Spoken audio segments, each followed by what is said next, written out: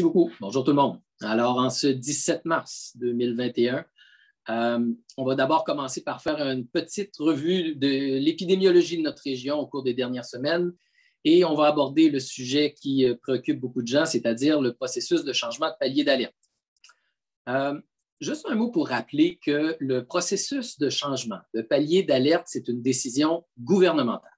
Ça veut dire que c'est le gouvernement, le premier ministre, le ministre de la Santé, qui consulte le directeur national de santé publique, qui consulte également les directeurs régionaux de santé publique pour évaluer une situation épidémiologique en fonction des critères qu'on a, mais également de l'appréciation qu'on fait de la situation dans notre région.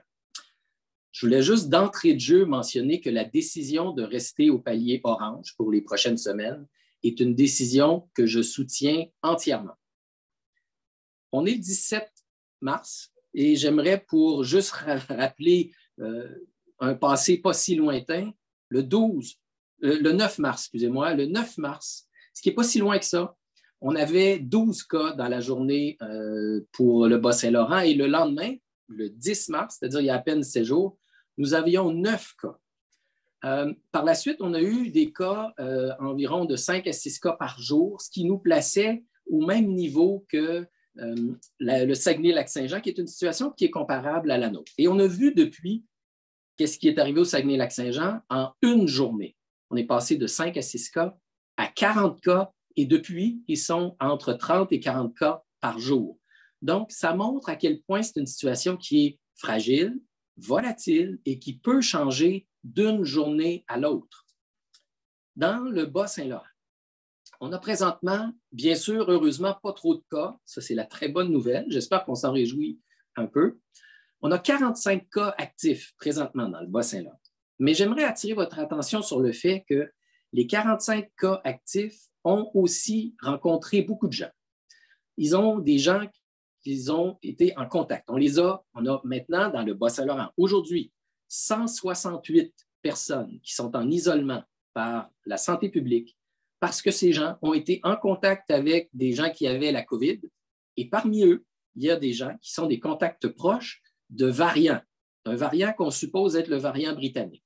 Donc, quelle proportion des 168 personnes isolées deviendront des nouveaux cas?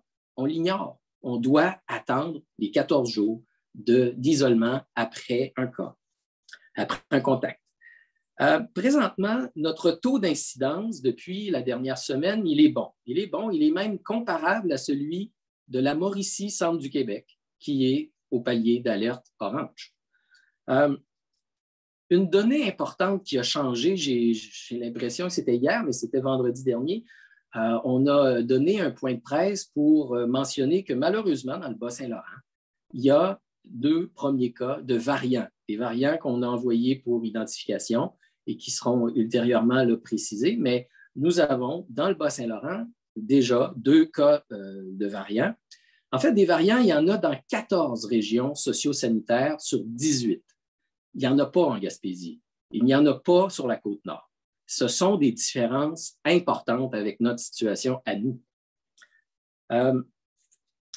Ce qui est important de distinguer aussi, parce que quand on regarde seulement les cas, la situation de la Gaspésie peut ressembler à la situation du Bas-Saint-Laurent. Toutefois, il y a les variants qui sont différents, mais il y a également la situation géographique. J'espère que je n'ai pas à mentionner que les régions qui sont en ce moment avec une progression les plus importante de variants dans les régions qui sont proches de la nôtre, c'est Chaudière-Appalaches et la Capitale-Nationale. Malheureusement, en ce moment, il y a une recrudescence de cas associée à la présence de plus en plus élevée de variants. Ce sont nos régions voisines. La Gaspésie est située beaucoup plus loin des régions qui présentement présentent des variants. Pour nous, nous avons des échanges professionnels, touristiques, familiaux, tous les jours entre la région de Chaudière-Appalaches et le Bas-Saint-Laurent, ce qui fait de notre région une région différente de la Gaspésie, à cet égard. Je sais que si je vous dis qu'en ce moment en Europe, il y a une 3e vague qui frappe plusieurs pays, vous allez me dire que c'est loin. Alors, je vais me rapprocher. On va aller en Ontario. L'Ontario, présentement, amorce malheureusement une remontée importante de cas associés aux variants. et a déclaré amorcer malheureusement une troisième vague. L'Ontario, vous allez me dire, c'est loin du Bas-Saint-Laurent, mais c'est proche du Québec en tout cas. C'est proche de l'Outaouais, c'est proche de la région de Montréal, de la Montérégie, et l'effet domino, on pourrait le sentir si nos mesures sanitaires ne sont pas respectées. Un autre mot pour vous rappeler que notre situation à nous dans le Bas-Saint-Laurent en matière de couverture vaccinale, elle va s'améliorer, mais présentement, nous n'avons que 7 de la population du Bas-Saint-Laurent qui est vaccinée. 7 parce que c'est le nombre de doses qu'on a reçues. Nous étions une région qui n'était ni une région éloignée, comme d'autres, ni une région fortement touchée comme la région de Montréal, ce qui a fait en sorte que le nombre de doses que nous avons reçues était proportionnel à ces deux facteurs. Alors, pour l'instant, nous n'avons que 7 de notre population qui est vaccinée. À titre de comparaison, en Côte-Nord, il y a 20 de la population aujourd'hui qui est vaccinée. C'est sûr que ça donne un niveau de protection et d'assurance un peu plus élevé.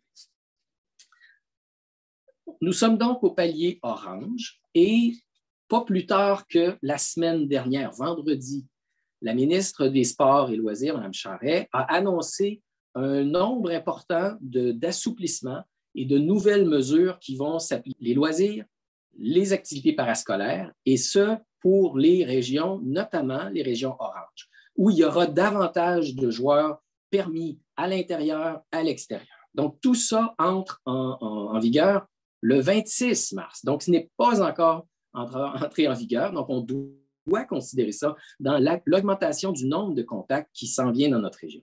Mais également, hier, il y a eu une annonce qui était fort attendue pour la cessation de l'alternance en classe pour les étudiants secondaires 3, 4, 5 pour les régions en orange. Alors, en ce moment, on va, à partir du 22 mars, avoir des étudiants qui, au lieu d'alterner entre la classe et l'école en ligne, être tous présents en même temps.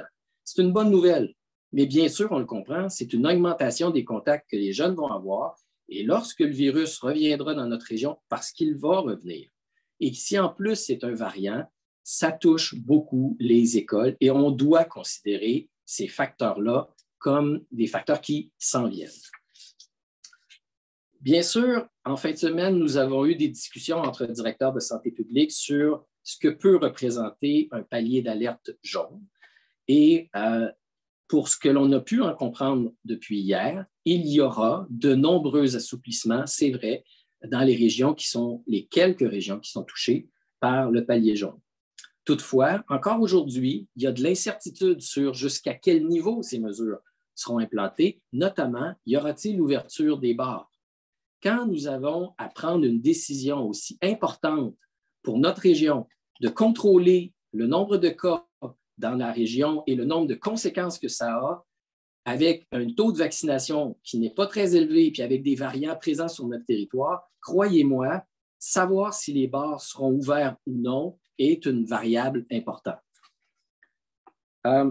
J'aimerais rappeler que, bien sûr, on a un bilan favorable et c'est tout à l'honneur des gens du Bas-Saint-Laurent. Nous n'avons pas beaucoup d'hospitalisations, nous n'avons plus beaucoup de décès depuis quelque temps. C'est une excellente nouvelle. Le virus a aussi la fâcheuse conséquence de bouleverser le calendrier scolaire. Ça, c'est l'autre volet pour lequel j'aimerais attirer l'attention des gens. J'ai une préoccupation pour la réussite scolaire.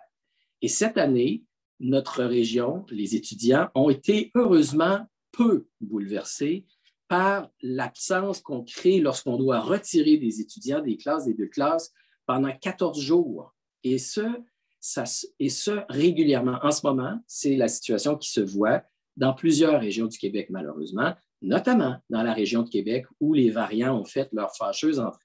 Alors, quand on veut limiter l'accès du virus dans notre région, c'est aussi pour favoriser la classe la plus présente possible et la réussite scolaire de nos jeunes.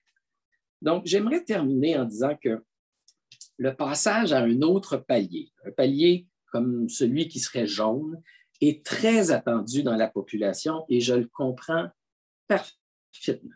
Nous-mêmes, en santé publique, on est tannés. Mais ce n'est pas parce qu'on est tanné que le virus va disparaître. Malheureusement, il est encore présent pour encore quelques temps. Et comme on a en ce moment une couverture vaccinale qui commence à s'améliorer. Nous avons amorcé jeudi et vendredi et cette semaine notre vaccination de masse. Nous débutons. Nous aurons, si tout va bien, d'ici la mi-avril, atteint une couverture vaccinale de 20 %, ce qui s'observe présentement sur la Côte-Nord.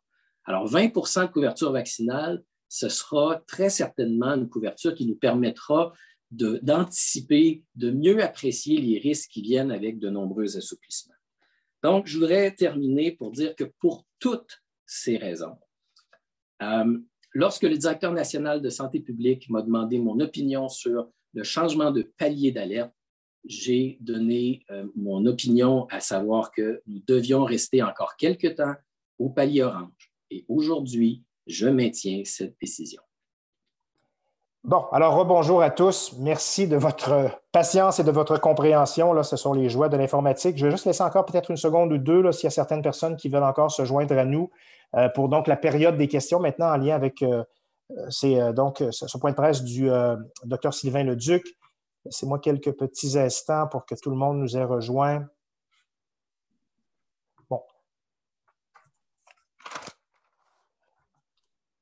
Parfait. Alors, écoutez, je vais respecter, si vous le permettez, donc l'ordre d'arrivée initial là, des personnes pour la période des questions. Je pense qu'à peu près tout le monde semble s'être rebranché. Alors, je vais y aller tout de go à ce moment-là. Donc, première question, Andréane Lebel d'Info Dimanche. Je vais vous demander une question, une sous-question si c'est possible, mais d'y aller rapidement pour que le docteur Leduc puisse répondre au plus de questions possibles. Alors, Andréane Lebel, Info Dimanche. Bonjour, Dr Leduc. J'aimerais vous entendre là, concernant la capacité de traçage aussi, à savoir si ça avait pu jouer dans les paramètres là, concernant le traçage des contacts des personnes, les ressources disponibles. Notre capacité de traçage est impeccable. On n'a aucun problème. On a une équipe fantastique. On a vraiment les capacités. Donc non, il reste que tracer des cas qui sont associés à des variants, c'est plus compliqué parce que lorsque le virus est très contagieux, comme c'est le cas, on a à évaluer même les contacts les plus brefs. Et parfois, ce sont les gens qui ont de la difficulté à se rappeler l'ensemble des personnes qu'ils ont rencontrées. Et c'est ce qui nous fait parfois, nous aussi, décréter des appels au dépistage parce que la seule mémoire des gens touchés peut être insuffisante. Alors, non, nos capacités sont excellentes, mais la nature de l'épidémiologie de ce variant-là fait que la tâche est plus complexe. Puis, en sous-question, qu'est-ce que les citoyens du Bas-Saint-Laurent doivent faire pour espérer pouvoir atteindre un palier d'alerte jaune éventuellement? Je pense que maintenir ce qu'on a fait jusqu'à maintenant, c'est excellent, puis de montrer un peu de patience le temps qu'on réussisse à vacciner suffisamment de gens pour qu'on soit à l'aise. Se donner la chance aussi de voir tous les changements qui ont été apportés, que ce soit dans les sports, les loisirs, l'école, pour apprécier comment on va réussir à passer à travers les prochaines semaines qui pourraient nous amener plus de cas. Pas juste chez nous, on va aussi garder un petit œil sur ce qui se passe dans les régions voisines comme Chaudière-Appalaches et la capitale nationale. Isabelle Danfous, maintenant Radio-Canada. Alors oui, écoutez, est-ce qu'il y a une possibilité toutefois qu'on redevienne, qu'on donne les paliers d'alerte en fonction des MRC, qu'on pourrait encore une fois diviser le Bas-Saint-Laurent en deux? Le gouvernement a été très clair. Il n'y aura pas de modification, il y aura des changements par bloc de région. Donc, j'ai entendu des gens manifester l'intérêt d'avoir une répartition différente par MRC. L'information que le ministère de la Santé nous donne, le gouvernement nous donne, c'est non, il n'y aura pas de morcellement. Deuxième question, Isabelle? Écoutez, c'est ça. Donc, non, ça me va, moi. Merci. Parfait. Alors, Simon Gamache-Fortin de TVA et Mme Danfous, je vais vous demander de couper votre micro. Merci. Docteur Leduc, on a beaucoup parlé de la semaine de relâche, que c'est à peu près presque 2 semaines après la fameuse semaine de relâche qu'on verrait les effets. C'est quoi l'état de situation ici au Bas-Saint-Laurent quant à l'épidémiologie? La première chose qu'on constate, c'est qu'on n'a pas terminé les 14 jours après la semaine de relâche. Donc, pour nous, c'est important de se donner cette période-là. Ça a permis, la semaine de relâche, de voir qu'il y a eu du bon, il y a eu des activités familiales, des bulles familiales qui ont été respectées. Puis il y a eu du moins bon aussi, des rassemblements, des regroupements. Puis on a été obligé de faire des appels au dépistage. Alors, En ce moment, on n'a pas terminé d'apprécier les effets de la semaine de relâche. Alors, c'est pour ça qu'une décision à ce stade-ci, pour notre région, aurait été un peu précipitée ou du moins prématurée. Ça va pour moi. Merci beaucoup. Parfait. Maintenant, on passe à Dominique Fortier, Journal L'Avantage. Oui, bonjour, Dr. Leduc. Je vous ai entendu évoquer tantôt la proximité du Bas-Saint-Laurent avec Chaudière-Appalaches, notamment pour conserver le niveau actuel en raison des nombreux déplacements et tout. Mais si on suit cette logique-là, c'est la même chose entre le Bas-Saint-Laurent et la Gaspésie. Pourtant, il y a deux paliers d'alerte différents. On a des gens de la Gaspésie constamment qui sont au Bas-Saint-Laurent à Matane et vice-versa. Il y en a même qui travaillent au chantier maritime Véro, où on a des gens des deux zones qui vont se mêler constamment. Donc, elle est où la logique rendue là? Si ça marche d'un côté de la région, pourquoi on ne fait pas la même chose de l'autre côté? Bien, en ce moment, je ferai remarquer que la Gaspésie a la chance de côtoyer une région qui est en contrôle, qui a peu de variants. Et en ce moment, pour l'est de notre territoire, il y a encore moins de cas. Donc, c'est sûr que c'est plus rassurant pour la Gaspésie, à mon sens, dans ce contexte-là, alors que nous, notre portion ouest du territoire est en contact avec Chaudière-Appalaches, où il y a une montée des cas. Et nous, on a aussi un très fort accès de nos travailleurs à la région de Québec. Alors, le risque que vous voyez épidémiologique dans la région de Québec est pas mal plus élevé que pour les travailleurs de la Gaspésie qui viendraient à Matane, par exemple, ou dans la vallée de la Matapédia. Je pense qu'on en conviendra tous les deux. Et lorsqu'on demande aux gens de continuer d'être patients, qu'est-ce qu'on dit à des gens de la Matapédia qui ont 50 cas depuis un an? Il me semble que l'adhésion a doit être difficile à imaginer à long terme lorsqu'on est constamment pénalisé alors qu'on n'a aucun problème dans notre MRC. Quand on voit les mesures d'assouplissement comme des pénalités, c'est sûr que c'est difficile. En ce moment, les mesures qui nous permettent de contenir le nombre de cas permettent d'abord aux gens de la Matapédia de ne pas être malades, de permettre aux enfants aussi d'aller à l'école sans être retirés de leur bulle classe, pratiquer les activités parascolaires. Donc, il y a un certain nombre d'avantages. D'ailleurs, dans la Matapédia, on peut aller au restaurant, alors que ça ne se fait pas dans les régions en rouge. Alors, il y a beaucoup d'avantages qui sont associés au fait d'avoir une région où il y a peu de cas, pas que des inconvénients. On passe maintenant à Fabienne Tersaev de CIMT. Oui, bonjour, docteur Leduc. Pareil, que répondez-vous aux élus qui disent qu'il y aurait pu quand même y avoir quelques allègements supplémentaires? On s'entend que les élèves de secondaire 3, 4, 5 vont avoir la possibilité de retourner en classe, mais certains élus disent qu'on n'a pas tant de restrictions différentes au regard de régions comme Montréal, par exemple. Là-dessus, je serais obligé d'inviter les gens à appeler quelqu'un à Montréal pour lui demander si c'est possible d'aller au restaurant. Et pour les étudiants de secondaire 3, 4, 5 qui sont en alternance et qui vont rester encore un bon bout pour la région de Montréal, honnêtement, c'est une grande avancée pour nos étudiants. Puis, on a aussi en région orange des assouplissements qui se sont ajoutés pour les sports, les loisirs, qui vont entrer en vigueur le 26. Donc, oui, il y a des assouplissements nombreux qui ne sont même pas encore entrés en vigueur pour le palier orange. C'est quand même assez différent de la région rouge, croyez-moi.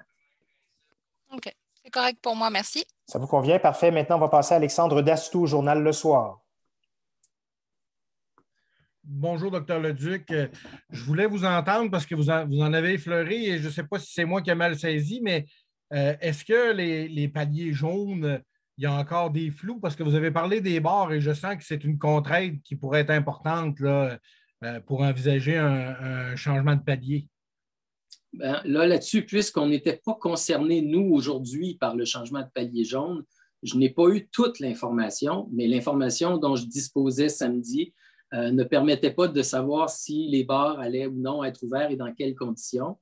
Alors, j'imagine que c'est ce genre de choses qui vont se préciser également dans les prochaines heures, les prochains jours. Mais au moment où on a dû prendre la décision, je n'avais pas ces informations et aujourd'hui, je ne le sais pas davantage. OK.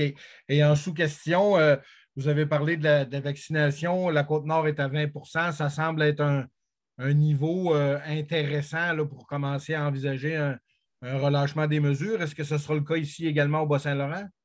Ça va être un des facteurs qui nous amènerait très certainement à se sentir plus confortable. Parfait, merci.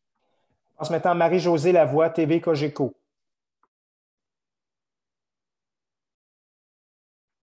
Marie-Josée Lavoie, est-ce que vous êtes là? Oui, je suis là, désolée. Leduc, bonjour. M. Tourmel, bonjour. Tous mes collègues également. Moi, j'ai une question simplement concernant l'efficacité du projet pilote sur les tests salivaires, parce que j'ai cru comprendre qu'il n'y en avait plus. Donc, je présume que le projet pilote est terminé. Est-ce que ça a été efficace? Quel est le suivi par rapport à ça? Là, je vais être obligé de vous revenir là-dessus, mais selon ma compréhension, nous poursuivons les tests salivaires depuis et on en utilise à chaque jour. Donc, à moins qu'il y ait des informations qui aient changé, là, on pourra vous revenir, mais le projet pilote est terminé et on a des résultats qui étaient favorables. Merci beaucoup. Prochaine question, Martin Ross, CFTF Nouveau. Docteur Leduc, désolé de vous faire répéter. Je viens juste de me joindre au point de presse. J'étais parti dîner lorsque la convocation est sortie.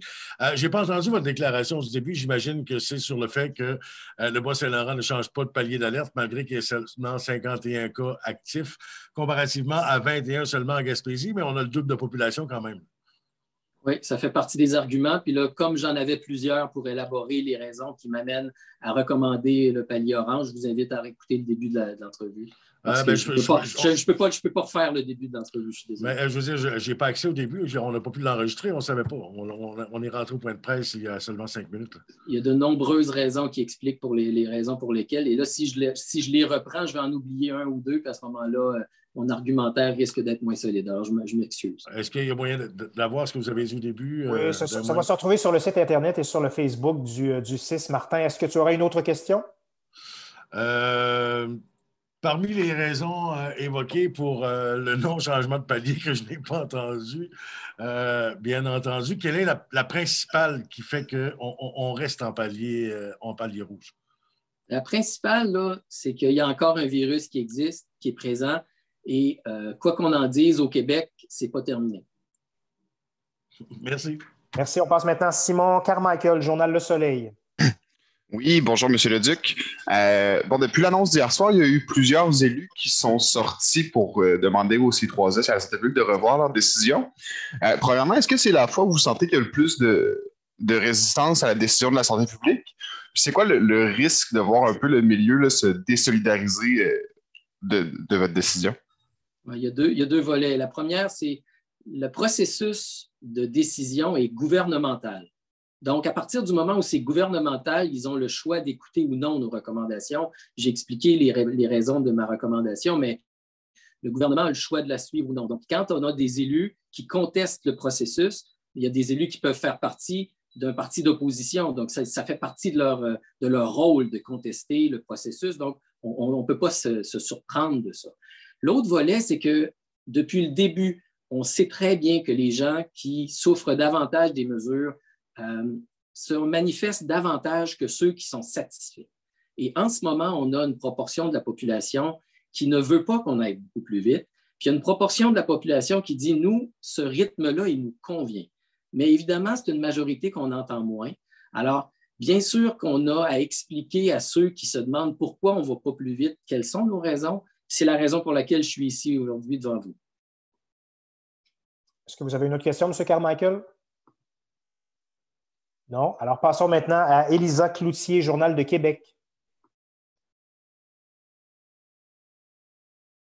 Madame Cloutier, est-ce que vous avez une question pour le Dr Leduc? Non. À ce moment-là, on passerait à François Tremblay de la radio Choc FM.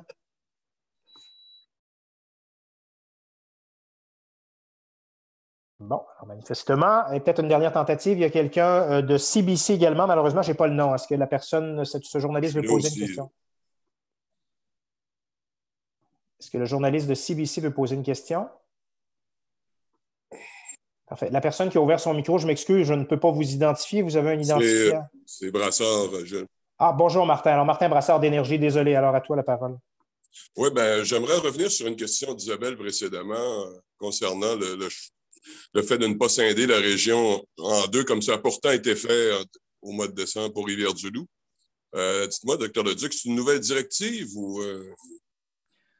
C'est une directive qui a toujours été difficile d'application, et ce, pour la première vague. Alors, c'est ça qui a fait en sorte qu'en ce moment, quand vous avez pu voir qu'il y a des régions autour de la ceinture métropolitaine qui sont en rouge, pour lesquelles, puis je ne veux pas pointer telle région ou telle région, mais il y a des régions en ce moment dont l'épidémiologie varie par secteur. Il n'est pas uniforme et malgré tout, le gouvernement nous a bien dit, cette fois-ci, on y va en bloc de région. Alors, c'est ce qui a fait que, pas que pour notre région, là, pour toutes les régions socio-sanitaires autour de la région de Montréal, malgré la variabilité qu'il y a, ils ont le même code de couleur, de palier d'alerte pour une région unique. Alors, pour le moment, on nous a dit que c'est ce qui allait être appliqué. Et comment vous voyez la contestation de certains élus concernant vos décisions? Parce que là, de mémoire, c'est la première fois qu'on entend autant d'échos par rapport à ça. Moi, je ne fais pas de politique. Je comprends les gens qui ont hâte. On a tous hâte, j'en fais partie. Maintenant, il y a aussi dans le processus de décision un processus qui peut être contesté par des partis politiques qui ne font pas partie du gouvernement. Et ça fait partie de la joute politique à laquelle je ne veux pas être associé. Je la trouve normale dans les circonstances, mais elle n'est pas inhabituelle. Donc, il y a ça qu'on doit séparer. Puis il y a aussi le fait qu'il y a une certaine déception d'une certaine partie de la population, bien sûr, qui aurait aimé voir, par exemple, le couvre-feu tomber. Malheureusement, c'est une mesure qui nous est encore nécessaire pour un temps. Parfait, merci beaucoup. Alors, merci à tous. Ça vient faire à ce point de presse. Merci, Dr. Leduc. On vous souhaite à tous une bonne fin de journée. Merci.